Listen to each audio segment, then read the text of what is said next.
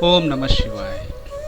नमस्कार दोस्तों, आप सभी लोग जानते हैं कि पंडित प्रदीप मिश्रा जी की शिव महापुराण कथा के उपाय करने से कितने सारे लोगों के जीवन से दुख और समस्याएं दूर हुई है। किसी की मनोकामना पूर्ण हुई है, किसी का कोई काम पूरा हुआ है, तो आप लोग भी इन उपाय को कर सकते हैं। आज हम आप लोगों को पंडित प्रदीप मिश्रा जी द्वारा बताया गया भिलाई छत्तीसगढ़ के एकांतेश्वर महादेव शिव महापुराण कथा में बताया गया विषम परिस्थिति में किए जाने वाले विशेष उपाय के बारे में बताने जा रहे हैं।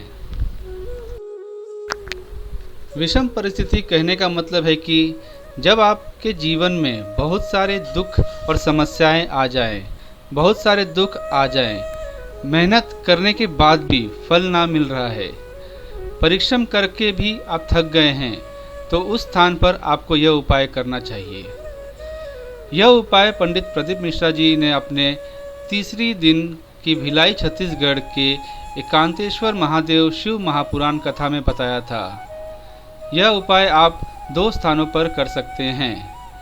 पहले तो आप इस उपाय को किसी भी शिव मंदिर में जाकर कर सकते हैं। जिस शिव मंदिर में इस उपाय को करते समय कोई उपस्थित ना हो। दूसरा, आप इस उपाय को किसी भी वृक्ष के नीचे जाकर बैठकर कर सकते हैं।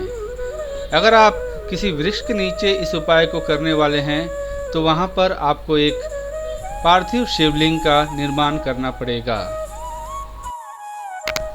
दोस्तों, यह उपाय दोनों में से आप किसी भी स्थान पर करें, पर जब आप यह उपाय करें तो उस समय पर उस स्थान पर कोई उपस्थित ना हो, क्योंकि यह एकांतेश्वर महादेव का उपाय है। यह उपाय एकांत में अकेले में ही किया जाता है। दोस्तों, अब हम जानते हैं इस उपाय को करने के लिए आपको कौन कौन सी सामग्री की जरूरत होगी। एक चावल का दाना, एक बेलपत्र, एक सफ़ेद पुष्प, एक शमी पत्र, एक आटे का गोल बाती का शुद्ध देसी गाय का घी की दीपक,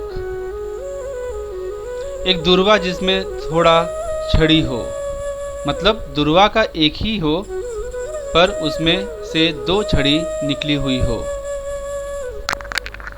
अब आप लोग ऐसे समय पर शिव मंदिर में जाएं या किसी वृक्ष के नीचे जाएं जिस समय उस स्थान पर कोई भी उपस्थित ना हो, जहां पर आप ये उपाय करने वाले हैं। और इस उपाय को आप किसी भी दिन कर सकते हैं जब आपके जीवन में कोई भी ऐसी परिस्थिति बन जाए। अगर आप शिव मंदिर में जाकर इस उपाय को कर रहे हैं तो वहां पर जाकर आप कोई भी अलग से शिवलिंग बनाने की ज़रूरत नहीं है, क्योंकि वहां पर शिव जी पहले से ही विराजित होंगे। पर अगर आप लोग इस उपाय को किसी वृक्ष के नीचे, जैसे कि पीपल, आंवले या बेलपत्र के वृक्ष नीचे जाकर इस उपाय को कर रहे हैं, तो वहां पर जाकर आपको एक पार्थिव शिवलिंग का निर्माण करना होगा। तो इसके लिए आप अपने साथ मिट्टी लेकर जा सकते हैं। अब आप लोग जहां पर भी जाकर इस उपाय को कर रहे हैं वहां पर शिव जी की पूजा अर्चना कर लीजिए और उनके पास में एक गोल बाती का घी का दीपक जला दीजिए। उसके बाद अब आप जो अपने साथ सामग्री लेकर आए हैं उसको इस क्रम से शिवजी पर चढ़ाते जाना है, जैसे हम आपको बता रहे हैं। सबसे पहले आप शिवजी के ऊपर दुर्वा समर्पित कीजिए। दूसरे नंबर पर सफ़ेद पुष्प समर्पित कीजिए। तीसरे नंबर पर एक शमी पत्र समर्पित कीजिए। चौथे नंबर पर एक चावल का दाना समर्पित कीजिए। 5वें और आखिरी नंबर पर एक बेलपत्र शिवजी के ऊपर समर्पित कीजिए।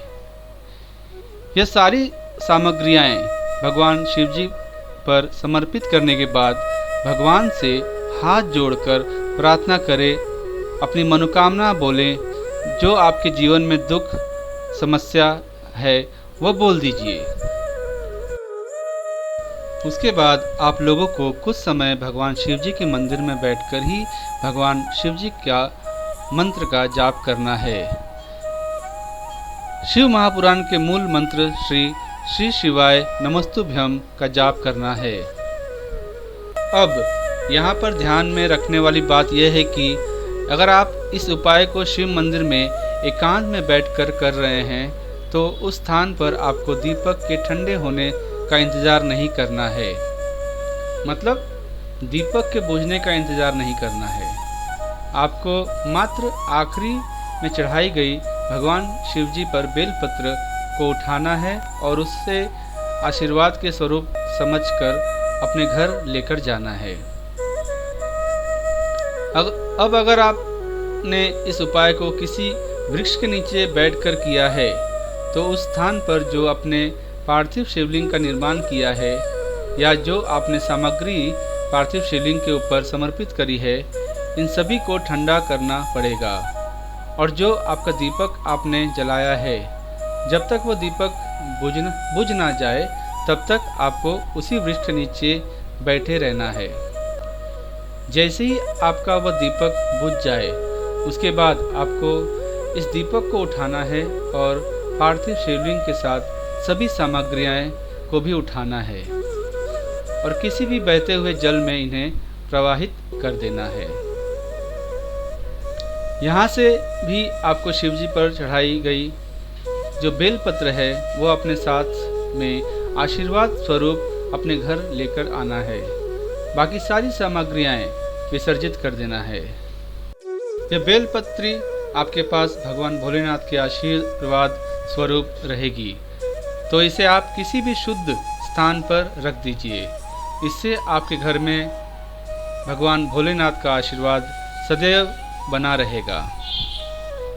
जहाँ पर यह उपाय पूरा हो जाता है दोस्तों, और इस उपाय को करने के बाद आपकी जीवन में जिस भी प्रकार की दुख और समस्याएं आने वाली होगी या चल रही होंगी वो सारी दूर हो जाएंगी। दोस्तों, अगर आपको इस उपाय को करने में कोई भी दिक्कत समस्या आती है तो आप हमें कमेंट करके ज़रूर पूछ सकते हैं। ओम नमः शिवाय। श्री शिवाय नमस्तुभ्यम।